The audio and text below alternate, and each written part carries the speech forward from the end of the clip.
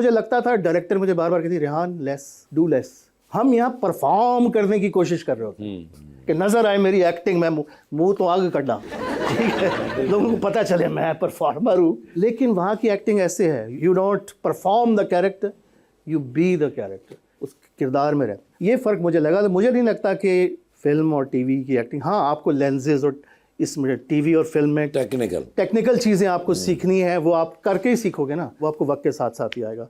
लेकिन अदाकार के लिए वही चीज़ है। किसको देखते थे जब अदाकारी सीखनी होती थी? मैं तो इन्हीं से सीखा जो हमारे बड़े थे, ड्रामे देखते थे तो कवि साहब, तलत साहब, फिरदौस साहब, आबिद अली साहब मरहूम। और बाहर इंटरनेशनली फिर जब आप देखते हो तो रॉबर्ट डिनेरो की जब मैंने डियर हंटर देखी थी, मैं उस वक्त पढ़ रहा था और वो मैंने टीवी पे अचानक चलते हुए इंग्लैंड में देख ली। उस वक्त मुझे लगा कि मैंने बस यही करना है जो इस बंदे ने किया ना, इस किस्म का, मतलब वो इंस्पायर किया उसने मुझे। फिर जानना शुरू किया अदाकार। उन ज़माने में नेट तो होता नहीं था, तो हम किताबें ढूंढते थे भाई, कहीं से कोई किताब मिल जाए किसी के पास या कहीं से। इस तरह पड़ोस मुल्क में बहुत से एक्टर्स हैं हमारे। दिलीप साहब ऑफ कोर्स, सारी ज़िंदगी मैंने अपने वाले साहब मरहूम से, दिलीप कुमार, अशोक कुमार, इनका नाम सुना हुआ था। बलराज सानी, वो पिंडी के थे। बिल्कुल बलराज सानी। और मैंने ये सुना था कि वो हमारे ताया के स्कूल में क्लास फेलो थे कुछ इस तरह से, तो वो ये चीज़ें सुनी हुई थी।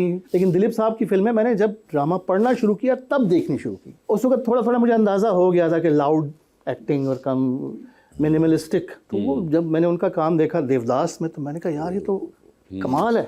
और इवन लाइक अडेप्टेशन, अगर आप अडेप्ट करने जाएं तो गंगा जमुना के अंदर जिस किस्म का उन्होंने किया था, वो एक जो कैरेक्टर बनना एक और स्कूल ऑफ थॉट, बिल्कुल वो बहुत बाद में आपको रियलाइज होता है कि क्या किया होता है। Of course pace of movie making उस वक्त, मतलब उस जमाने में भी मेलोड्रामा था, हर तरफ चारों तरफ मेलोड्रामा था। उसके अंदर एक बहुत ही, इसलिए इतना क्रेडिटेड भी हैं दिलीप साहब, क्योंकि वो एक नया स्टाइल उस जमाने में लेकर आए थे जो कि फॉर फिल्म बिल्कुल न्यू था। सर कोई एक्ट्रेस जिनसे आप इंस्पायर्ड हो? ऐसे वर्ग तो शादी नहीं आई।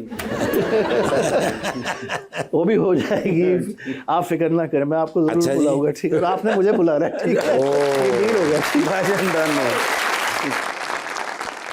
एक्ट्रेसेस मेरिल स्ट्रीप कमाल की एक्ट्रेस, फिर एक वायोला डेविस एक एक्ट्रेस है, एक डेंजल वॉशिंगटन के साथ एक फिल्म में आई है। मैं हिल गया था उसकी परफॉर्मेंस देख के। फेंसेस एक फिल्म है, वो थिएटर से अडैप्ट करके उन्होंने फिल्म बनाई। और बड़ी बड़ी एक्ट्रेसेस, मुझे नाम याद नहीं है। सानिया ग्रेट एक्ट्रेस, ठीक है, सानिया इज़ ग्रेट। सबा जी कमाल।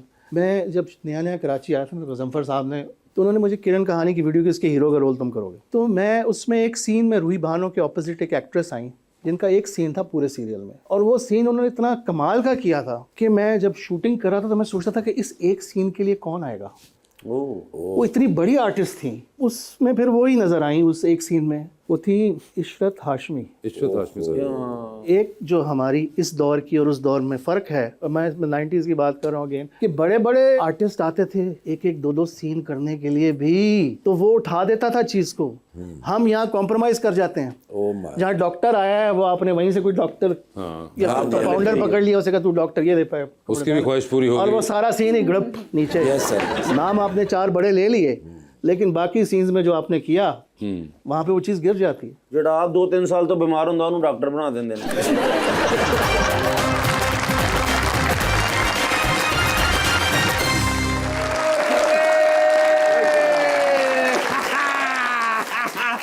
नहीं ना तुसी बंदे, मैं तो 36,000 बार दसिया कि छोटे मियां साहब तू जीनियस को बंदा है ही नहीं है। अच्छा कैसे फिर तुसी देखिया कि अक़वाम मुत्तहिदा दे विच उन्होंने जेड़ी स्पीच कीती है, धूल पाट दी है। मैनू एडा मजा आया, यकीन करो लोग हैरान, कोई इंज वेख रहा है, कोई इंज वेख रहा है, कोई इंज वेख रहा है। अच्छा मैं कहा यार मुबारकबाद देनी चाहिए। व्हाट्सएप दे उत्ते मैं कीता मैसेज, अच्छा मैं कहा सर कांग्रेचुलेशन। अगू उन्होंने मैनू कॉल ही कट मारी है। मैंने कहा निर्गोली वेयर आर यू? मैं कहा सर आई एम हियर। मैंने कहा व्हाट्स गोइंग ऑन?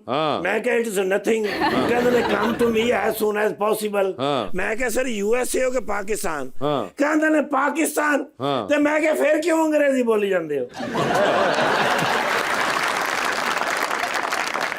ਉਹ ਕਹਿੰਦੇ ਨੇ ਕੁਝ ਦਿਨ ਉੱਥੇ ਮੈਂ ਰਿਹਾ ਨਾ ਉਹ ਫਿਰ ਮਾਹੌਲ ਦਾ ਅਸਰ ਹੁੰਦਾ ਹੈ ਇਨਵਾਇਰਨਮੈਂਟ ਦਾ ਮਸਲਾ ਹੁੰਦਾ ਹੈ ਤੇ ਮੈਂ ਕਿਹਾ ਸਰ ਹੁਣ ਪਹੁੰਚ ਗਏ ਕਹਿੰਦੇ ਨੇ ਮੈਂ ਇੰਤਜ਼ਾਰ ਕਰ ਰਿਹਾ ਕੱਢਿਆ ਫਿਰ ਮੈਂ ਡਾਲਾ ਠੀਕ ਹੈ ਭਜਿਆ ਫਿਰ ਮੈਂ ਪਹਿਲਾ ਲਾਇਆ ਤੇ ਫਿਰ ਮੈਂ ਪੰਜਵਾਂ ਲਾਇਆ ਛੇਵਾਂ ਵਾਲਾ ਕਿਉਂ ਨਹੀਂ ਲਾਇਆ ਉਹਦੇ ਛੇਵਾਂ ਆਇਆ ਹੀ ਨਹੀਂ ਪੰਜ ਗੇਰ ਹੁੰਦੇ ਨੇ ਸਾਰੇ ਜੀ ਠੀਕ ਹੈ ਮੈਂ ਕਹਿੰਦਾ ਜੀ ਐਸਾ ਖੂਬਸੂਰਤ ਉਹਨਾਂ ਦਾ ਕਮਰਾ ਦਫ਼ਤਰ ਇਹ ਦੋਵੇਂ ਹੱਥਾਂ ਚ ਪੈਂਟਾਂ ਚ ਪਾ ਕੇ ਨਾ ਤੇ ਐਂ ਕਰਕੇ ਸ਼ੀਸ਼ੇ ਦੇ ਕੇ ਖਲੋਤੇ ਸਨ ਓਏ ਹੋਏ ਪਰਲੇ ਪਾਸੋਂ ਗ੍ਰੀਨ ਪਲਾਟ ਏਡਾ ਲੰਮਾ प्लॉट नहीं है प्राइम मिनिस्टर हाउस है हाँ प्राइम मिनिस्टर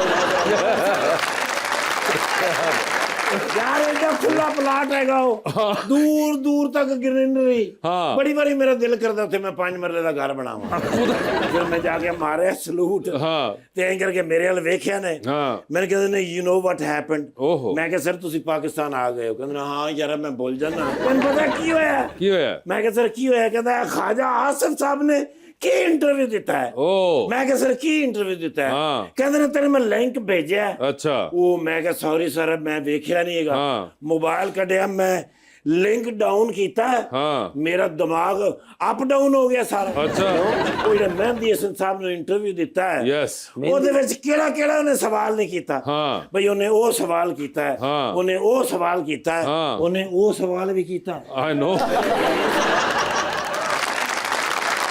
ਮੈਂ ਕਿਹਾ ਸਰ ਜੀ ਹੁਣ ਦੱਸੋ ਮੈਂ ਕੀ ਕਰਾਂ ਉਹ ਕਹਿੰਦੇ ਨੇ ਜਾ ਕੇ ਤੇ ख्वाजा आसिफ ਸਾਹਿਬ ਨੂੰ ਸਮਝਾ ਵੀ ਇਸ ਤਰ੍ਹਾਂ ਦਾ ਇੰਟਰਵਿਊ ਨਾ ਦਿਆ ਕਰਨ ਮੈਂ ਕਿਹਾ ਠੀਕ ਹੈ ਸਰ ਕੱਢਿਆ ਫਿਰ ਮੈਂ ਡਾਲਾ ਪਹੁੰਚਿਆ ਸਿਆਲਕੋਟ ਮੈਂ ਜਾ ਕੇ ਜਨਾਲ ਉਹਨਾਂ ਨੂੰ ਸਲੂਟ ਮਾਰੇ ਹੀ ਤੇ ਮੈਨੂੰ ਕਹਿੰਦੇ ਨੇ ਗੱਲ ਸੁਣੋ ਸਾਰੀਆਂ ਗੱਲਾਂ ਕਰੀ ਉਸ ਇੰਟਰਵਿਊ ਦੀ ਗੱਲ ਨਾ ਕਰੀ ਉਹ ਮੈਂ ਕਿਹਾ ਸਰ ਜੀ ਇਹ ਹੀ ਤੇ ਮੈਂ ਗੱਲ ਕਰਨਾ ਹੈ ਕਹਿੰਦੇ ਨੇ ਕੀ ਗੱਲ ਕਰਨੀ ਹੋ ਮੈਂ ਕਿਹਾ ਸਰ ਮਹਿਦੀ ਹਸਨ ਸਾਹਿਬ ਤੁਹਾਨੂੰ ਸਵਾਲ ਕਰੀ ਜਾ ਰਹੇ ਸਨ ਤੁਸੀਂ ਅੱਗੋਂ ਵੈਲ ਕਰੀ ਜਾ ਰਹੇ ਸੋ ਕਹਿੰਦੇ ਨੇ ਫਿਰ ਮੈਂ ਅੱਗੋਂ ਕੀ ਕਹਿੰਦਾ ਮੈਂ ਕਿਹਾ ਇਹ ਮੌਕਾ ਸੀ ਜਿੱਥੇ ਕਹਿਣਾ ਚਾਹੀਦਾ ਸੀ ਕੋਈ ਸ਼ਰਮ ਹੁੰਦੀ ਹੈ ਕੋਈ ਹਯਾ ਹੁੰਦੀ ਹੈ अच्छा प्लीज मैं बड़े इंपॉर्टेंट गेस्ट ओ माशाल्लाह रियान शेख साहब हाँ ओए यार मेरे बड़े फैन आप इनके फैन सॉरी ਇਹਨਾਂ ਦਾ ਸਭ ਤੋਂ ਅੱਛਾ ਡਰਾਮਾ ਜਿਹੜਾ ਮੈਨੂੰ ਲੱਗਦਾ ਨਾ ਜਿਹੜਾ ਮੈਂ ਬਾਰ-ਬਾਰ ਵੇਖਣਾ ਭਲਾ ਕਿਉਂ ਬਾਰ-ਬਾਰ ਵੇਖਣਾ ਕਿਉਂ ਸਮਝ ਨਹੀਂ ਨਾ ਹੁੰਦੀ कौन सा है ਉਹ ਆਪਣਾ ਖਾਮੋਸ਼ ਪਾਣੀ फिल्म थी ਮਾਸ਼ਾਅੱਲਾ ਬੜੀ ਫਿਲਮ ਸੀ ਬਈ ਉਹ ਤੇ ਉਹ ਜਿਹੜਾ ਅਵਾਰਡ ਮਿਲਿਆ ਇਹਨਾਂ ਨੂੰ ਸਦਕੇ ਤੁਮਾਰੇ ਕੌਣ ਨਾਲ ਸੀ ਮੈਂ ਤੁਹਾਨੂੰ ਪੁੱਛ ਰਿਹਾ ਤੁਸੀਂ ਮੈਨੂੰ ਪੁੱਛ ਰਹੇ ਸਾਰੇ ਕੋਈ ਦੋਸਤ ਨਾਲ ਹੋਣਾ ਹੀ ਹੈ ਐਕਟਿੰਗ ਲਾ ਦੇ ਸਰ ਪੂਰੀ ਫਿਲਮ ਦੇ ਵਿੱਚ ਸਭ ਤੋਂ ਜ਼ਿਆਦਾ ਅੱਛਾ ਕੌਣ ਲੱਗਾ ਕੌਣ ਭਾਈਜਾਨ ਸਕਰੀਨ ਤੇ ਲੱਗੇ ਨੇ ਏਡੇ ਪਿਆਰੇ ओए होए होए ਸਰ ਏਡੀ ਵੱਡੀ ਸਕਰੀਨ ਤੇ ਜਿਸਲੇ ਭਾਈਜਾਨ ਹੁਣ ਤਾਂ ਸਕਰੀਨ ਹੀ ਛੋਟੀ ਹੋ ਜਾਏ भाईजान ने फोटो लानी है कौन से पूछना भाईजान कहना है या selfie with Can I have a selfie with you? ईमान अल्लाह जी ओ मेरे अल्लाह ਵੱਡਾ ਬੰਦਾ ਹੀ ਹੁੰਦਾ ਸਰ ਮਾਸ਼ਾਅੱਲਾ ਤੁਸੀਂ ਸਰ ਮੇਰੇ ਤੋਂ ਵੀ ਪਿਆਰੇ ਹੈਗੇ ਕੈਸੀ हो नहीं सकता ਥੈਂਕ ਯੂ ਸਰ ਅੱਲਾਹ ਤੁਹਾਡੀ ਹਿਫਾਜ਼ਤ ਕਰੇ ਸਿਹਤ ਔਰ ਤੰਦਰੁਸਤੀ ਦੇ ਨਾਲ ਤੇ ਡਾਲੇ ਬਾਹਰ ਤਿਆਰ ਨੇ ਤੁਹਾਨੂੰ 에어ਪੋਰਟ ਤੇ ਕਰਾਚੀ ਤੋਂ ਰਹਿਣਾ नहीं इस्लामाबाद ਜਾਣਾ ਨੇ don't worry sir by road ਜਾਣਾ ਚਾਹੁੰਦੇ ਹੋ ਜਾਂ ਬਾਈ 에ਅਰ बाय रोड बस फिर ये फैसला करके चले जाना